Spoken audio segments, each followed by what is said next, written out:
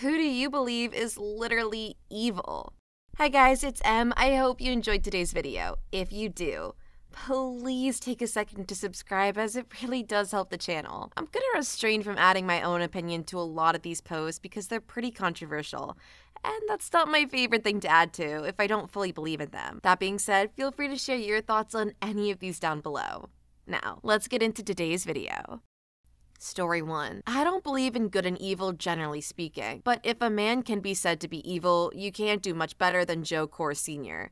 Yes, as in the beer people, in my opinion. His own brother said he was slightly to the right of Attila the Hun, and for good reason. Joe was a founding member of the Heritage Foundation, which not only funded primarily by the Kors family at the outset, but the Kors family agreed to give them $300 a year in perpetuity. He was also a founding board member of the Council for National Policy, the group that's kinda at the center of nearly everything that's gone completely off the gosh dang rails in the US since 1981. If Ronald Reagan could be said to have a chief puppeteer, it would be the CNP. In that vein, Kors was also a member of Reagan's kitchen cabinet, and in that capacity was the architect of quite a bit of Reagan's environmental deregulation, in part by getting a protege, Supreme Court Justice Neil Gorsuch's mom, by the way, to dismantle the EPA from the inside, who was so aggressive in the push to allow toxic waste to just be dumped wherever was convenient, that even Reagan had to can her after less than 2 years due to pushback. He also started the first real attempt anyone had made toward anything like Fox News,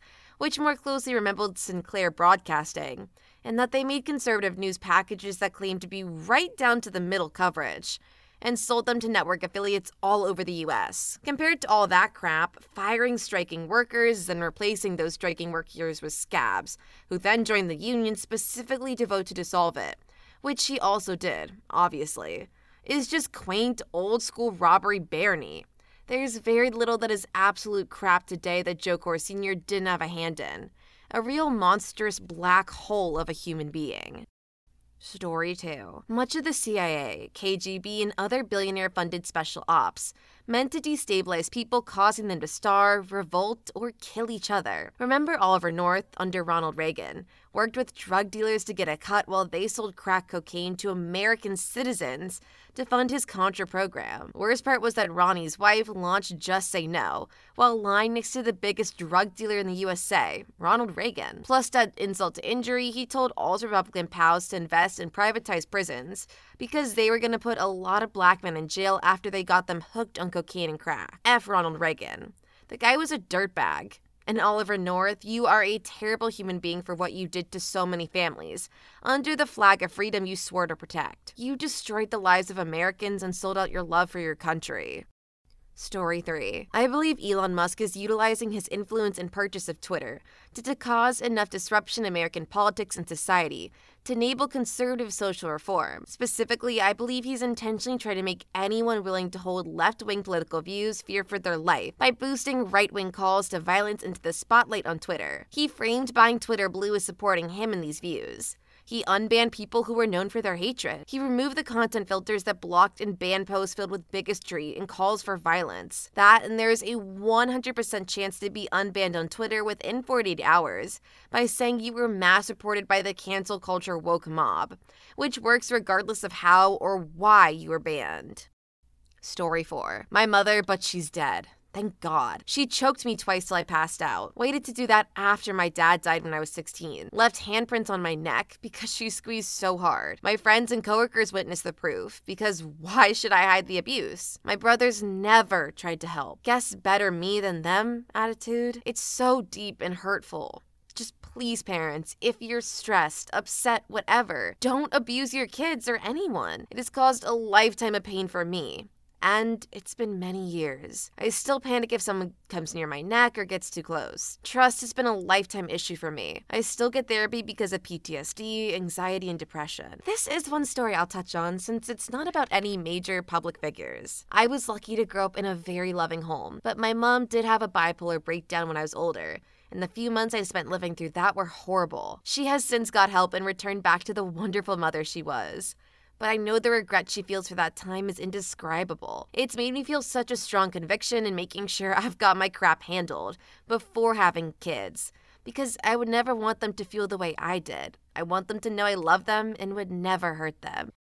Story 5. Jimmy Savile. After his death, hundreds of allegations of sexual abuse made against him were investigated, leading the police to conclude that he'd been a predatory sex offender, and possibly one of Britain's most prolific. He engaged in the abuse of disabled children. He was given the keys to a high-acuity psychiatric hospital called Broadmoor. He used to spend time in hospital mortuaries, and there were accounts of him committing acts of necrophilia. He would raise millions for charity and had close relations with the upper echelons of society, including prominent politicians like Margaret Thatcher and the royal family. He used this as a guise to get away with his crimes, which spanned from the 1950s till his death in 2011.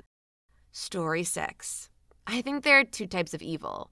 Those who believe they are good but unknowingly commit evil acts, and those that knowingly commit evil acts purely for their own benefit. I think the latter is certainly more evil, at least from a societal viewpoint. Individual actions that hurt others only benefit a few people are seen as being evil. So, to answer the question, that one mega church pastor that owns like 4 private jets, paid for by the money he rakes in from his followers, that guy is frickin' evil. Anyone exploiting the poor for their own personal gain and lying that it's for the benefit of those poor people is truly evil, especially using religion as a tool of exploitation. Story 7. Knew a guy who retired from an investment firm before he was 40. I inquired if I could get a job at the firm. He told me, if you can look a woman in the eyes who's scrubbed floors all her life and tell her that you can quadruple her life savings by investing in a stock you know is worthless, then you could work there. I felt sleazy just listening to him. I lost all respect for him. He preyed on poor, desperate people and ruined their lives so he could retire in his 30s. I found out from a friend that the investment firm was a boiler room fly-by-night scam. Everyone who worked there was taken out in handcuffs. Good those people got what was coming to them. I think to convince hardworking people that you can transform their life and then you end up scamming them is just deplorable. Story 8. Senator Rick Scott of Florida.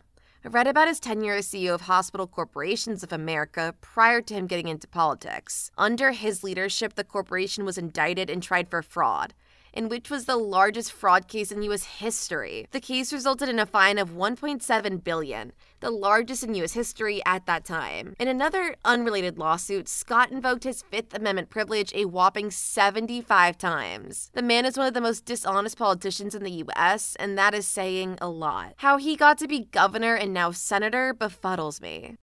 Story 9. He's dead now.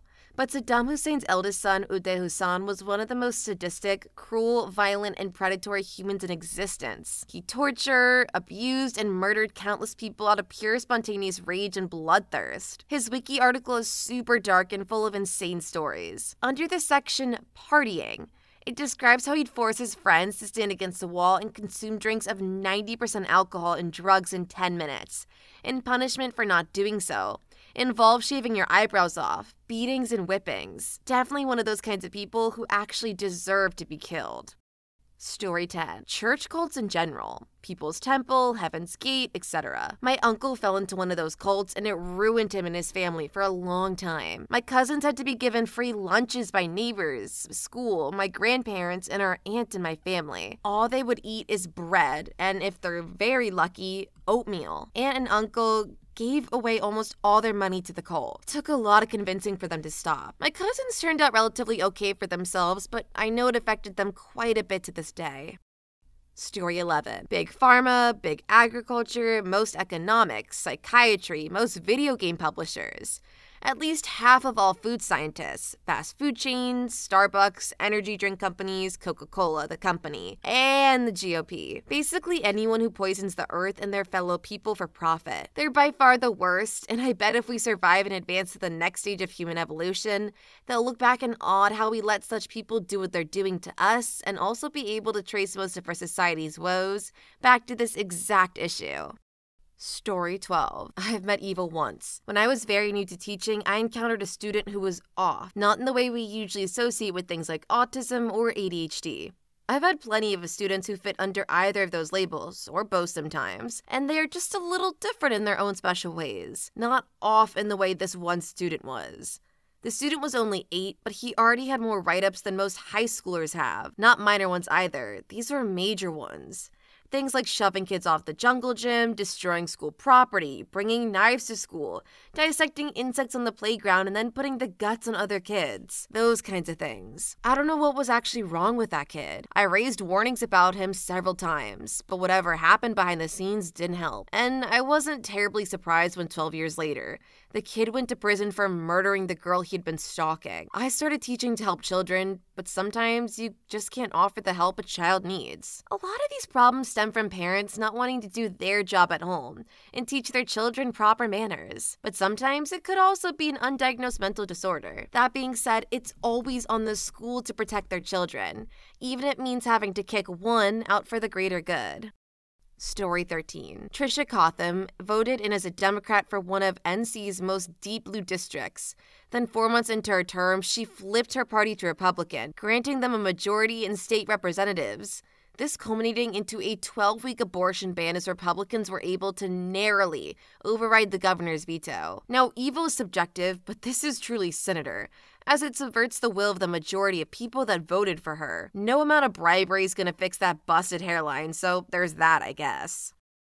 Story 14. I don't know about true evil, but Oprah. She started as a trashy daytime TV like Maury and Springer, but decided to act legit. However, she brought panic into the world, telling parents their kids were involved in rainbow parties, which never existed. She also brought Dr. Oz and Dr. Phil into the main consciousness and legitimized these scam artists. She almost got caught with the James Frey thing, but instead acted like he was being confronted on her show. If anything, she's a mainstream fraudster. Story 15. Thing is, I don't really believe anybody is truly evil. But if I had to say one person who personifies it even if they're unaware, probably Jeff Bezos. His company has caused untold destruction to both the natural and human world. Amazon's facilities, from what I've heard, run their employees utterly ragged. Their warehouse workers seem to have rights akin to Roman slaves, and generally, the guy has the attitude of Lex Luthor if Lex was also indescribably dorky. Story 16. The killers of Junko Furuta and their parents. One of the mothers of the murderers not only blamed Junko for ruining her son's life, even though he participated in her kidnapping, torture, and ultimately murder, but she would actually vandalize Junko's grave to the point where Junko's parents had to relocate her grave to an undisclosed location just so their daughter's grave would no longer be desecrated by this vile of a woman. I could never imagine defending someone who did something so horrible and then going past the point of protecting your children to actually destroy their victim's grave. I think it's obvious from this woman's behavior where her son got the idea that he could get away with this sort of thing. Story 17. The higher-ups of Intuit. They are supposed to make it free for low-income Americans to file their taxes. They purposely made their websites a confusing maze to trick low-income people into paying for a service they were legally entitled to get for free. They lobbied the government to make sure that they stayed in partnership with them instead of making a separate website for filing. Story 18. The Kardashians. Their willingness to put aside all morals and continue to suck money from young people astounds me. Their constant lies and manipulation. I think the world is definitely a worse place with their existence. The damage social media has done will never be reversed, and they have played a major role in making it as damaging as they could, all for their own profit. I wouldn't say the Kardashians are pure evil, but I do think they're a perfect representation of what the American dream has come to, in terms of who we as a culture reward and the types of behaviors we are therefore rewarding. Essentially, we tell people they have to work 60 hours a week to maybe succeed enough to live comfortably. But then we also promote these women who can just post a picture on the internet and earn thousands of dollars per post. Story 19. Anyone in the boardroom of a cable news company in America. You look outside and you see our society on the brink of collapse, and yet you choose to present this as what's important to Americans? Infotainment and consolidation need to go. We need more voices, and some of those have to be antagonistic to your sponsors too. We need a fairness doctrine 2.0. Story 20. Robert Murdoch. He destroyed traditional journalism and turned it and the media in general into a powerful tool of control for the elites. No one else has done as much to force the agenda of scumbags into the brains of the general public as he has. We're spiraling towards the end of civilization because of the ways he has redirected it for his own selfish benefit. Story 21. Health insurance denying treatments that your doctors have personally recommended. Health insurance companies insist that you try other treatments first, or insist that you work with in-network doctors who can't be seen, for 6 to 8 months, intentionally delaying your proper treatment. It's freaking murder as far as I'm concerned. I could keep listing ways that the health insurance industry is pure evil. Yeah, this one I am fully on board with. The US medical system can be a scam sometimes if you don't have insurance, and it can end up with people either having to refuse treatments to save their lives or put their entire family into debt to be able to pay off the treatments, whether the treatments were voluntary or not. Story 22. U.S. education system and their student loans. They make teenagers get a loan they can't afford. The price for the education is high, too, in comparison to countries like Australia, UK, and Germany, making it impossible to get rid of the loan even when they declare bankruptcy. The education system in the US is a huge financial exploitation, in my opinion. Please leave your story in the comments. I would love to make a video on them in the future. Also, don't forget to like and subscribe.